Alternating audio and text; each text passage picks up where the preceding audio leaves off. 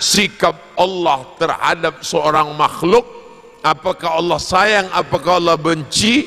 Mudah saja, lihat bagaimana sikap dia kepada orang tuanya. Tapi kalau dia durhaka, maka sesungguhnya dia jatuh dalam pandangan Allah Subhanahu wa ta'ala. Rupanya dosa ini ada dosa besar, ada dosa kecil, ada lagi dosa terbesar di antara yang besar. Di saat akan mati itu ada dua perasaan. Yang pertama perasaan takut, takut sakratul maut, takut pertanyaan mungkar nakir. Yang kedua sedih, sedih meninggalkan anak, sedih meninggalkan menantu, sedih meninggalkan harta.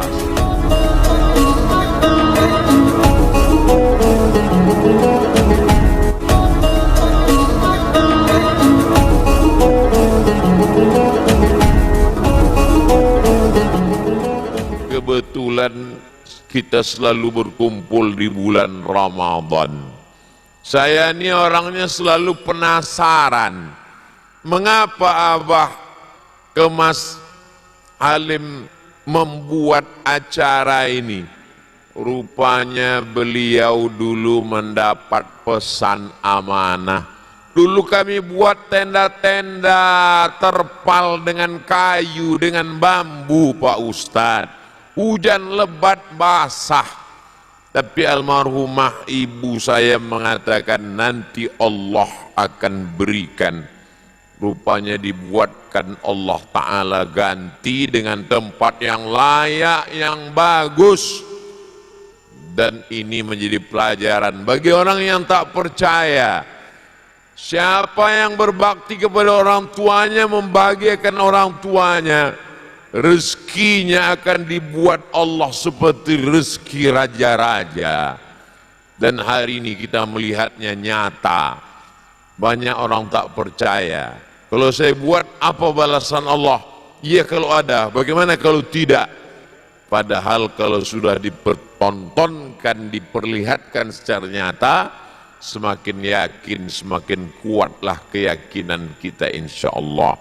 Berbakti kepada orang tua, ridha Allah fi ridhal walidain. Ridha Allah itu terletak pada ridha orang tua. Wa sukhutullah fi sukhutil walidain. Murka Allah itu terletak pada murka orang tua. Kalau mau tahu bagaimana orang diridhoi Allah, tengok bagaimana sikapnya pada orang tua. Kalau mau bagaimana sikap Allah terhadap seorang makhluk, apakah Allah sayang, apakah Allah benci? Mudah saja, lihat bagaimana sikap dia kepada orang tuanya. Tinggi pun jabatannya, banyak pun ilmunya, dikenal orang baik, tapi kalau dia durhaka, maka sesungguhnya dia jatuh dalam pandangan Allah Subhanahu wa ta'ala. Mudah-mudahan anak-anak kita ini semuanya anak yang berbakti kepada orang tua insyaallah. Makanya doa Nabi Ibrahim, Rabbi habli minas salihin. Nabi Zakaria, Rabbana hablana min ladunka dzurriyyatan thayyibah. Ibadur Rahman, Rabbana hablana min azwajina wa dzurriyyatina qurrata a'yun. Sejuk dipandang mata. Orang yang minum khamar boleh jadi di dunia dia senang. Orang yang pemabuk, pakai narkoba, pezina, mohon maaf, boleh jadi di dunia hidupnya senang. Azabnya di mana? Nanti di akhirat dia baru dapat azab. Tapi ada satu perbuatan di dunia pasti dapat, di akhirat dapat lagi. Dijanjikan Nabi. Itu hanyalah pada uququl walidain, orang durhaka pada orang tua. Semua orang yang durhaka pada orang tua di dunia dia dapat juga anaknya durhaka. Lalu di akhirat dapat lagi, Pak Ustaz, dapat lagi. Di dunia udah dapat, di akhirat kok dapat lagi. Itu yang di dunia baru DP-nya aja. Nanti di akhirat dia akan dapat lagi. Ala adullukum ala akbaril kabair. Maukah kalian kutunjukkan dosa terbesar di antara dosa besar? Rupanya dosa ini ada dosa besar, ada dosa kecil, ada lagi dosa terbesar di antara yang besar. Kata sahabat, apa itu ya Rasulullah? Yang pertama, al-isyraku billah, syirik, mempersekutukan Allah. Insya Allah orang Sumatera Selatan, orang Palembang ini tak ada yang mempersekutukan Allah. Semuanya bertauhid la ilaha illallah. Melayu itu adalah Islam. Melayu tanpa Islam hilang me-nya, tinggal layunya saja lagi. Sudah Islam. Makanya di beberapa tempat kalau orang masuk Islam disebut dia masuk Melayu. Saudara-saudara kita Tionghoa di Kalimantan kalau dia masuk Islam disebut masuk Melayu. Saudara kita di Kalimantan, saya katakan kata jamaah, Ustadz kawan kami kalau dia masuk Islam disebut masuk Melayu karena identik dengan Islam. Begitulah bertauhid kepada Allah Subhanahu wa ta'ala. Tapi ada satu lagi yang mungkin tak banyak orang selamat. Uququl walidain, durhaka pada orang tua. Level yang pertama syirik, level yang kedua durhaka, yang terakhir yang ketiga itulah dia perbuatan syahadatus sur, kesaksian palsu. Insya Allah kita selamat dari tiga-tiganya ini, insya Allah, amin. Poin yang keempat, ini poin keempat, saya mengambil pelajaran dari sini bahwa Allah Subhanahu wa ta'ala menguji manusia. Abah Haji tahun lalu diuji dengan meninggal, menantu beliau meninggal,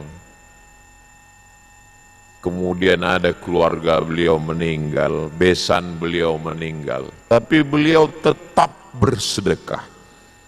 Lalu kemudian pernah pula diuji dengan kesakitan, anak beliau sampai hari ini mudah-mudahan diberikan Allah kesembuhan dalam masa pengobatan.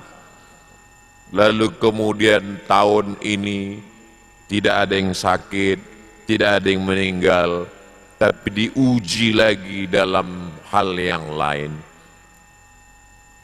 Apa sebetulnya yang diinginkan Allah?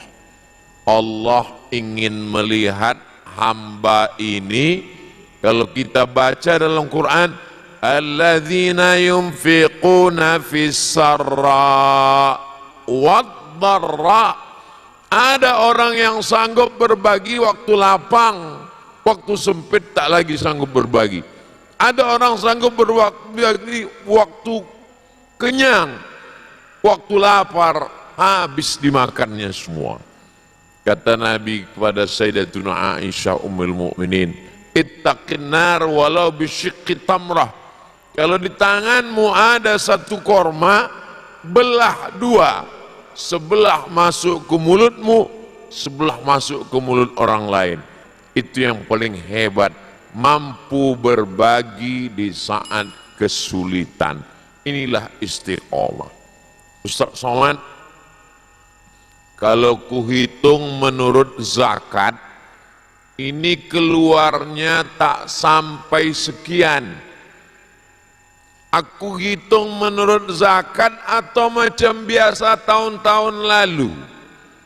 Abah Haji bagi menurut tahun lalu tak kurang sikit pun bagi begitu juga. Loh, kalau begitu apa namanya? Kan tak sampai nisab. Yang sampai nisab namanya zakat, yang tak sampai nisab ini namanya sedekah. Dua-duanya infak. Kata Prof, lebih tepatnya infak, karena sedekah ini tak mesti duit, senyum pun sedekah. Itu makanya kotak di masjid itu jangan buat kotak sedekah, nanti dia lewat orang senyum aja. Likulli sulama minkum sedekah.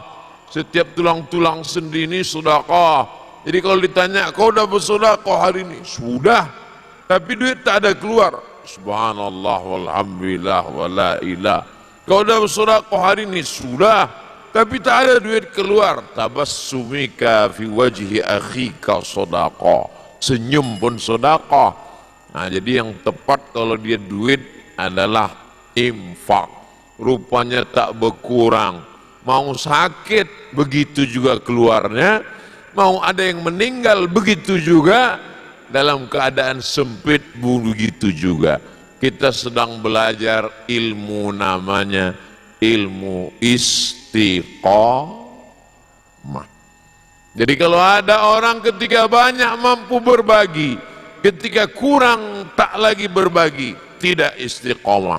Apa hadiah Allah bagi orang yang istiqomah? Alladzina qalu rabbuna Allah. Orang yang mengatakan Rabbku Allah, summa istaqamu, istiqamah.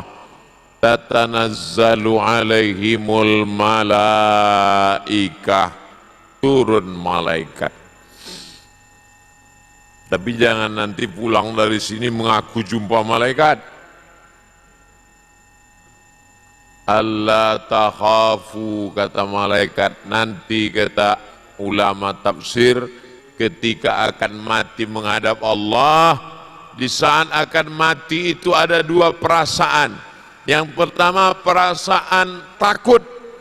Takut sakratul maut, takut pertanyaan mungkar nakir, takut dibangkitkan di padang mahsyar, takut titian siratal mustaqim, takut hisab, takut pembagian kitab, takut masuk neraka. Yang kedua sedih, sedih meninggalkan anak, sedih meninggalkan menantu, sedih meninggalkan harta, sedih meninggalkan kawan, sedih meninggalkan jamaah. Tapi saat itu apa kata malaikat? Allah takhafu, jangan kau takut, wala tahzanu, jangan kau sedih. Itulah mengapa orang yang istiqomah itu begitu dibuka penutup wajahnya tersenyum. Kenapa? Takutnya hilang, sedihnya hilang. Dan ternyata penyakit yang paling ngeri bukan diabetes meletus, bukan asam urat, asam lambung, asam pedas, asam bau, bukan pula penyakit gula darah. Tapi penyakit yang paling mengerikan adalah takut dan sedih. Orang kalau terlampau takut, terlampau sedih, mohon nanti Prof kalau salah diluruskan, tapi selesai tausiah, biar supaya jangan malu kali saya. Saya ke rumah sakit, jumpa teman saya dosen, Pak Doktor. Pak Dokter ada apa? Saya lagi mengantar mertua saya sakit Pak Ustadz. Sakitnya apa? Awalnya mertua saya ini kakinya luka. Terus saya bawa ke rumah sakit. Sampai di rumah sakit kata dokter, ini luka Bu. Nanti karena ini luka, ini nanti kena diabetes basah, akhirnya nggak sembuh-sembuh, ini akan diamputasi, dipotong. Karena ketakutan, kumat darah tingginya, naik asam uratnya, naik asam lambungnya, koma sekarang Pak Ustadz. Rupanya puncak penyakit itu adalah terlampau takut, terlampau sedih, stres, depresi, berawal dari ketakutan dan kesedihan yang berlebihan. Orang yang istiqomah dicabut Allah rasa takutnya, dicabut Allah rasa sedihnya, maka selamat dia. Ketika perasaannya stabil, lalu kemudian diberikan Allah kebahagiaan. Wa abshiru bil jannati allati kuntum tu'adun. Kamu diberikan kabar gembira. Hatinya kosong dari hampa, hatinya tidak galau dan tidak takut, tidak sedih, dan penuh dengan kebahagiaan. Dan itu hanya ada pada orang yang istiqomah. Mudah-mudahan kita diberikan istiqomah, insya Allah.